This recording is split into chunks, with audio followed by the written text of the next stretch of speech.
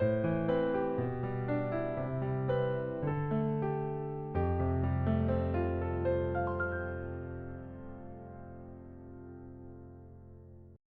오늘도 예배 자리에 나오신 여러분 모두를 환영하고 축복합니다. 12월 13일 화요일인데요. 기도하며 주님께 나아가도록 하겠습니다. 참 좋으신 주님, 오늘도 우리를 예배 자리로 불러주시니 감사를 드립니다. 예배드림이 참 기쁨이기를 원하고 또 하나님께 말씀에 귀 기울이며 나아가는 것이 우리의 삶 가운데 은혜가 될 수 있기를 소망합니다. 하지만 주님, 때때로 하나님께 열심히 예배드리는 것이 어떤 의미인지 무슨 소용이 있는지 싶은 마음이 들 때도 있습니다. 하나님께서 우리를 외면하시고 고아와 같이 내버려졌다는 느낌이 들 때도 있는 것 같습니다. 주님, 있는 모습 그대로 주님 앞에 나아갑니다.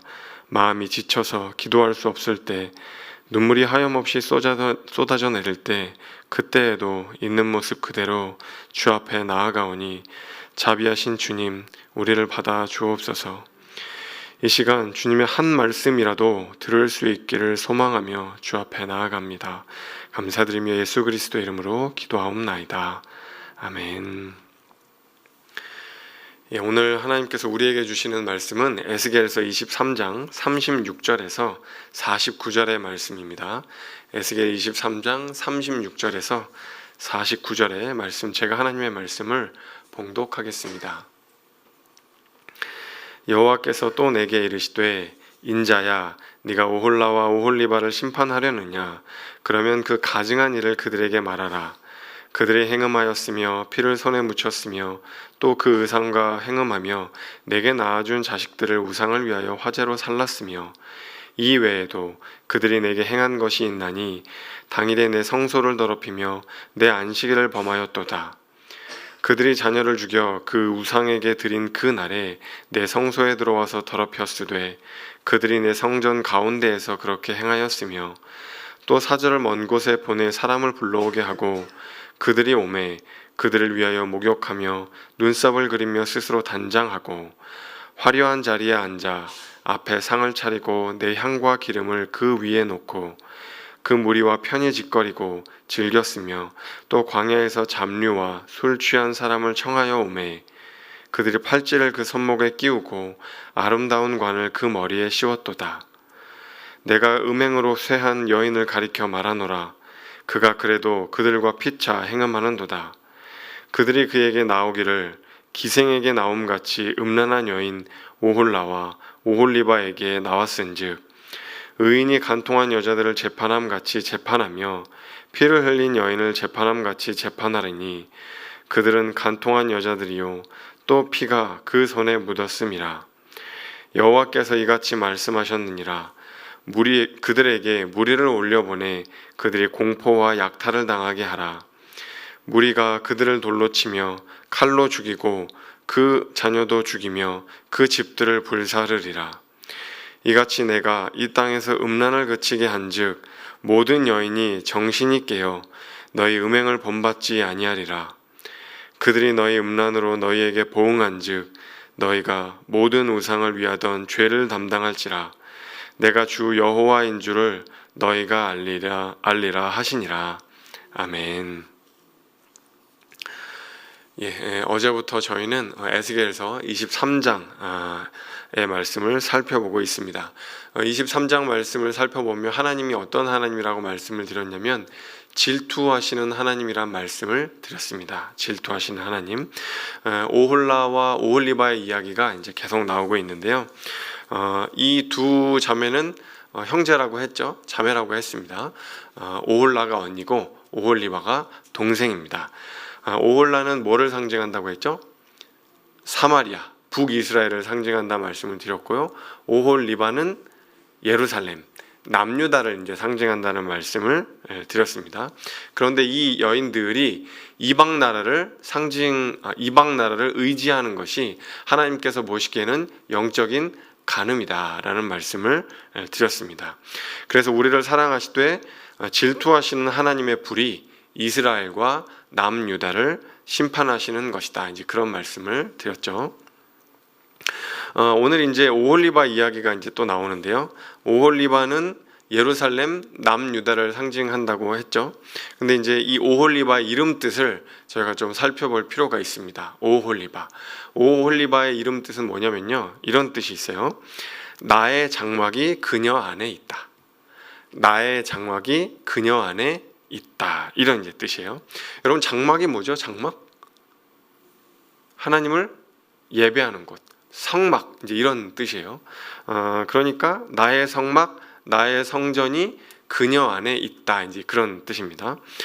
예루살렘에 하나님의 성전이 있다, 이제 이런 이야기죠. 오홀리바라는 이름 뜻은 예루살렘, 남유다에 하나님의 성전이 있으니 너희는 평생 나만 노래하고 나만 예배하고 나를 경외하는 삶을 살거라, 나를 의지하는 삶을 살거라, 이제 그런 의미가 담겨 있는 거죠.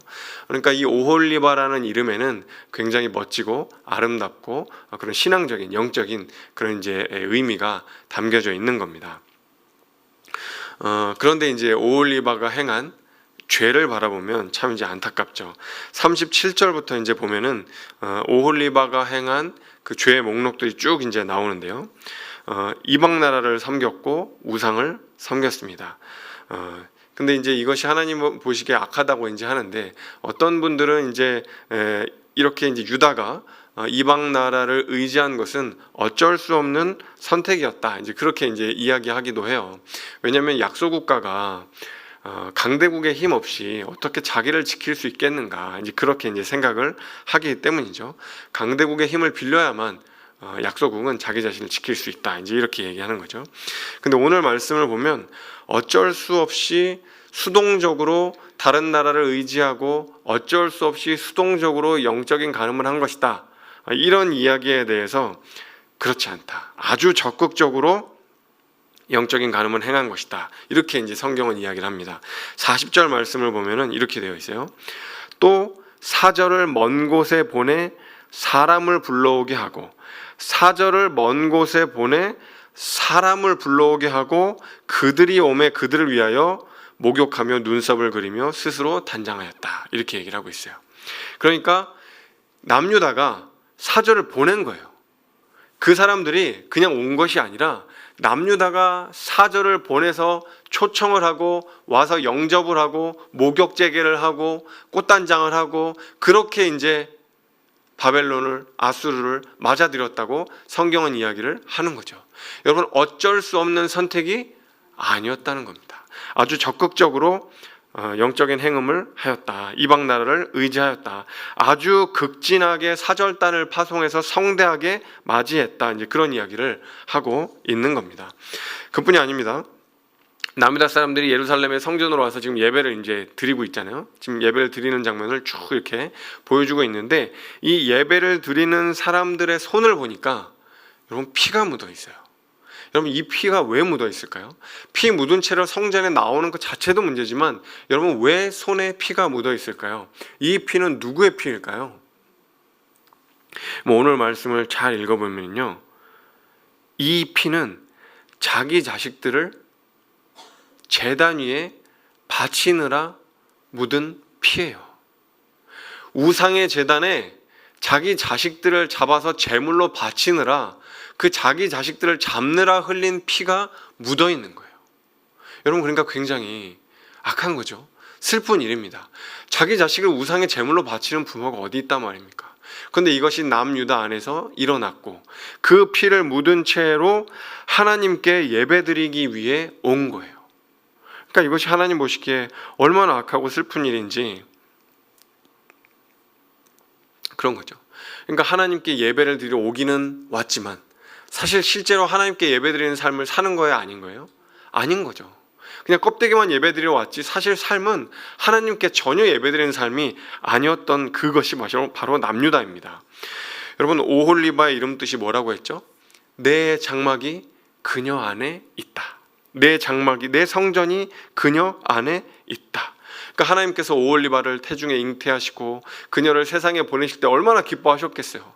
오홀리바를 통해서 남유다 안에 하나님을 예배함이, 하나님을 경외함이, 예배가 회복되겠구나, 신앙적인 삶이 경건히 회복되겠구나, 하나님께서 그렇게 생각하셨을 것인데 전혀 오홀리바는 정반대로 지금 살아가고 있잖아요. 하나님께서 얼마나 안타깝고 슬퍼하셨을까. 어제도 말씀드렸지만 하나님은요, 죄를 그냥 그대로 내버려 두시는 하나님이 아닙니다. 질투하시는 하나님의 불은요, 우리를 때로는 따뜻하게 감싸 안기도 하지만 우리가 하나님과 정반대의 길을 걸어갈 때 그 질투의 불이 활활 불타 올라서 우리를 심판하기도 하시는 것이죠. 실제로 자신의 이름과는 전혀 다른 삶을 산 오홀리바를 하나님은 심판하십니다. 46절부터 보면 그 심판의 내용이 나오는데요, 남유다가 전쟁을 할 때 전쟁에서 패배할 것이고 공포와 약탈을 경험할 것이고 자녀들이 죽임을 당할 것이고 집들이 불탈 거다, 그런 이야기를 하나님께서 하시죠. 그래서 모든 이들이 그 영적인 음행, 그 간음을 본받지 않게 하시려고 그 죄를 아주 지엄하고 준엄하게 심판하시는 거예요. 저는 여기까지 읽으면서 그런 생각이 들었습니다. 그렇지, 죄는 심판받아야 마땅하지. 어떻게 자녀를 우상에게 제물로 바친 그 죄를 가만히 내버려 둘 수가 있단 말인가. 당연히 그런 생각이 들었어요. 그러면서 한편으로는 또 이런 생각도 드는 거예요. 하지만 그게 단가? 이스라엘 남유다가 죄 짓고 살아간 게 어디 그 하루 이틀 만의 일인가. 또 심지어는 오홀라가, 언니가 죄 짓고 심판받는 거를 오홀리바가 봤잖아요. 봤는데도 불구하고 또 죄를 짓잖아요. 그런데 이 죄가 그러면 그냥 여기서 심판받는다고 끝날까? 계속해서 또 똑같은 죄를 범하지 않을까? 심판받는다고 해서 죄를 짓지 않는다고 한다면 오홀라가 죄를 범했을 때, 심판받았을 때 그것을 보고 오홀리바가 깨닫고 죄를 안 지어야 하잖아요. 근데 오홀리바는 그걸 봤음에도 불구하고 또 죄를 짓잖아요. 그러니까 그게 다인가? 심판이 다인가? 그런 생각이 드는 거죠. 심판한다고 이 문제가 해결되는가? 그런 생각이 들게 되는 거죠. 여러분, 그렇게 생각을 하니까 참 어떻게 우울해지더라고요. 죄 짓고 심판받고, 죄 짓고 심판받고. 근데 그것이 끝나지가 않는다고 한다면 우리는 이 죄의 문제에서, 죄의 수렁에서 나올 수 없잖아요. 그러니까 정말 슬프다는 생각이 들었습니다. 에스겔서 23장에서 에스겔서가 마친다면, 에스겔서 23장에서 성경의 이야기가 끝난다면 정말 이 죄의 수렁에서 나올 수 없는 우리는 정말 곤고한 심령이구나, 슬프고 정말 비통한 심정밖에 없겠구나, 소망이 없구나, 그런 생각이 들었습니다. 그때 그렇구나, 그래서 우리 주 예수 그리스도가 이 땅에 오실 수밖에 없었구나. 심판으로는 이 죄 문제를 도무지 해결할 수 없기 때문에 예수 그리스도가 이 땅에 오실 수밖에 없었구나, 그런 생각이 든 겁니다. 이 심판에서 우리를 건지시기 위해서 예수님이 이 땅에 오셨구나. 이사야서 53장은 이렇게 이야기합니다. 53장 4절에서 6절인데요. 제가 읽어드릴게요. 그는 실로 우리의 질고를 지고 우리의 슬픔을 당하였거늘 우리는 생각하기를 그는 징벌을 받아 하나님께 맞으며 고난을 당한다 하였노라. 그가 찔림은 우리의 허물 때문이요 그가 상함은 우리의 죄악 때문이라. 그가 징계를 받음으로 우리가 평화를 누리고 그가 채찍에 맞음으로 우리는 나음을 받았도다. 우리는 다 양 같아서 그릇 행하여 각기 제 길로 갔거늘 여호와께서는 우리 모두의 죄악을 그에게 담당시키셨도다. 여러분, 예나 지금이나요, 누구든 죄를 지었다면 당연히 그 죄값을 치러야 합니다. 그 죄에 상응하는 벌을 받아야 하는 것이죠. 그런데 여러분, 우리 주님께서, 우리 하나님께서 그 대가를 대신 치르셨습니다. 우리를 살리기 위해서 그리스도께서 죽으셨습니다. 우리에게 의로운 옷을 입히기 위해서 그리스도께서는 발가벗겨짐을 당하셨습니다. 우리를 깨끗이 낫게 하시려고 그분이 징계를 받으셨어요. 우리의 상처를 고치시고 싸매시려고 그리스도께서 채찍에 맞으셨습니다. 우리의 죄를 용서하시려고 주님이 우리의 모든 죄를 짊어지신 것이죠. 여러분, 그래서 복음은 여전히 하나님을 의지하지 않고 여전히 죄를 짓고 살아가는 우리들에게도, 성도들에게도 복음은 여전히 기쁜 소식입니다. 가까운 지인 중에 암에 걸려서 힘겨워하는 분이 계셨어요.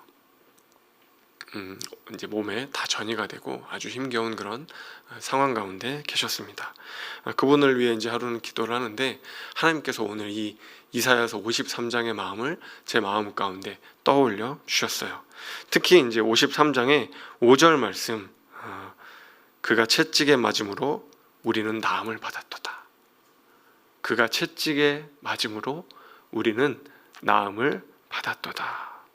이 음성이 그 성도님을 위해서 주시는 하나님의 음성처럼 제게 들렸습니다. 저는 이 음성이 그 성도님께서 암으로부터 깨끗하게 낫게 될 것이다 라고 하는 약속의 말씀인지 아닌지는 저는 알 수가 없어요. 하지만 제가 그 말씀을 떠올려 주신 것을 생각하며 이런 생각이 들었습니다. 이 성도님이 적어도 이 암 때문에 무너지지는 않으시겠구나. 이 암 때문에 털썩 주저앉고 좌절하고 낙심하여서 하나님을 원망하고 신앙을 저버리시지는 않겠구나. 그런 확신은 들었습니다. 우리 주님이 채찍에 맞으심으로 우리가 나음을 입었습니다. 여러분, 우리 성도님들 가운데 어떤 고난과 어떤 고통 혹은 어떤 죄를 가운데 살아가시는지 저는 다 알지는 못합니다. 하지만 이 시간 우리 성도님들께서 이 말씀을 생각하면서 죄와 싸워 이기실 수 있기를 바랍니다. 우리 성도님들께서 고난과 시련과 싸워서 이기실 수 있기를 바랍니다. 우리 주님께서 채찍에 맞으심으로 우리가 나음을 입었습니다. 우리 주님께서 예수 그리스도께서 십자가에 못 박히셔서 우리의 죄를 담당하심으로 우리가 그 거룩한 옷을 입게 되었습니다. 이 사실을 믿으시면서 우리 가운데 여전히 죄의 수렁 가운데 허우적거리고 있고 여전히 죄의 문제가 해결되지 않는 것처럼 보여질지라도 우리 주님께서 그 죄를 대신 담당해 주셨다는 사실을 날마다 묵상하면서 주님, 제가 죄와 싸워 이길 수 있도록 주님 도와주십시오.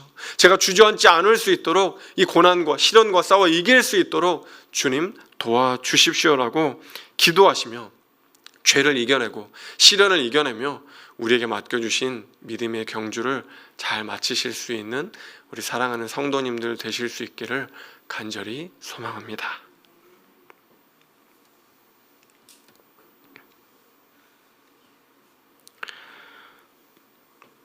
주님, 죄와 싸워 이기리라 다짐하였지만 죄와 싸워 늘 지고야만은 우리들입니다. 주님께서는 피 흘리기까지 죄와 싸우라고 말씀하셨지만 피 흘리기 전까지만 싸우는 우리들입니다. 우리를 죽기까지 사랑하여 주신 그 주님의 사랑을 날마다 잊고 살아가는 저희들입니다. 주님, 이 시간 기억할 수 있도록 도와주십시오. 주님께서 채찍에 맞으셨기에 우리가 나음을 입을 수 있었습니다. 주님이 징계를 당하셨기에 우리가 평화를 누릴 수 있습니다. 하나님, 그 예수 그리스도의 십자가를 깊이 묵상하며 곰곰이 묵상하며 오늘 우리가 씨름하고 있는 죄의 문제들로부터 승리할 수 있도록 도와주십시오. 오늘 우리가 씨름하고 있는 고난과 시련의 문제와 씨름하여 승리할 수 있도록 아버지 하나님 도와주옵소서. 임마누엘 하나님께서 우리와 함께 해주실 것을 믿습니다. 그 주님께서 우리를 죽기까지 사랑하신 그 주님께서 우리를 고아와 같이 내버려 두지 아니하시고 우리와 동행해 주실 것을 믿습니다. 그 주님의 사랑을 믿고 나아가는 하루 될 수 있도록 아버지 붙들어 주옵소서. 감사드리며 이 모든 것 예수님의 이름으로 간절히 기도하옵나이다. 아멘. 이 시간 각자의 기도 제목을 들고 주님 앞에 나아가겠습니다.